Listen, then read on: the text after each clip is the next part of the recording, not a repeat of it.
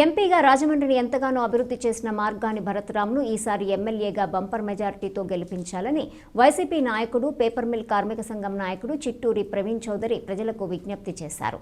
CM Jagan దెబ్బకు TDP జనసేనకు ఏం చేయాలో తెలియటం లేదని విమర్శించారు. పేపర్ మిల్లు ఎదురుగా ఉన్న కార్యాలయంలో మంగళవారం రాత్రి ఆయన మీడియాతో మాట్లాడుతూ కంబాల చెరువు park, eat street, happy street, Morampudi flyover, నగరంలో రోడ్లు సుందరీకరణ తదితర అభివృద్ధి పనులతో భారత్ రాజమండ్రి సిటీ రూపురేఖలు మార్చి అభివృద్ధి పదంలో నడిపించారని కొనియాడారు. ఇతర నగరాల నుండి రాజమండ్రి వచ్చే సాఫ్ట్వేర్ ఉద్యోగులు నగరంలోని అభివృద్ధి చూసి ఆశ్చర్యపోతూ చాలా మారిపోయిందని సంతోషం వ్యక్తం చేస్తున్నారని పేర్కొన్నారు. అందుకే భరత్ పాలన కావాలా లేక ఆదిరెడ్డి వాసు లాంటి వారి పాలన కావాలా అనేది ప్రజలు నిర్ణయించాలని కోరారు. ఎమ్మెల్యేగా భరత్ను గెలిపిస్తే కుటుంబాలతో కలిసి సెకండ్ షో సినిమాలు చూసి ప్రశాంతంగా సంతోషంగా ఇంటికి రావచ్చని, ఆదిరెడ్డి గెలిస్తే రౌడీయిజము, బ్లేడ్ బ్యాచ్లు వీరంగం వేస్తాయన్నారు.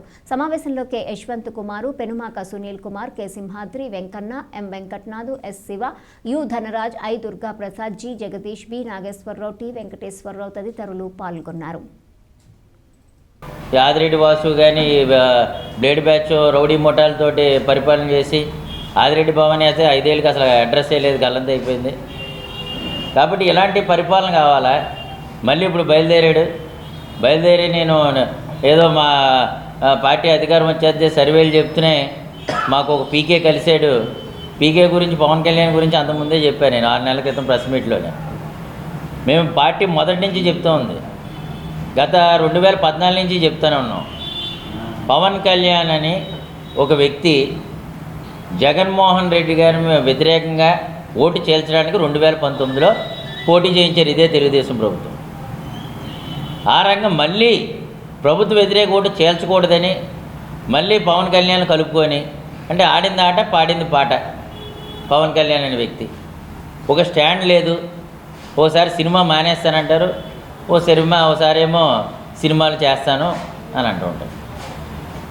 అంటే చంద్రబాబు నాయుడు గారి పక్కన కూర్చొని యాక్ట్ చేయడం తప్ప ప్రజలకి సమస్యల మీద పోరాడే ఇది లేదు. కాబట్టి ఇవన్నీ గమనిస్తున్నారు ప్రజలు. ఇవాళ మేము అభివృద్ధి చేయలేదు, ఓన్లీ సంక్షేమ పథకాలే అని చేశారు. మీరు నగ్గిన 2014 నుంచి 2019 నుంచి ఒకటే అడుగుతున్నా, మీరు ఎప్పుడైనా అభివృద్ధి చేశారా? మీరు ఏమన్నా అక్కడ అమరావతి రోడ్డు చూశారు కదా, కనీసం రోడ్డు వేయకపోతే మేము వచ్చి రోడ్డు వేసాం. ఒక కారు వెళ్తే ఒక కారు వెళ్ళలేని పరిస్థితి, అప్పుడే చెప్పాను మీకు.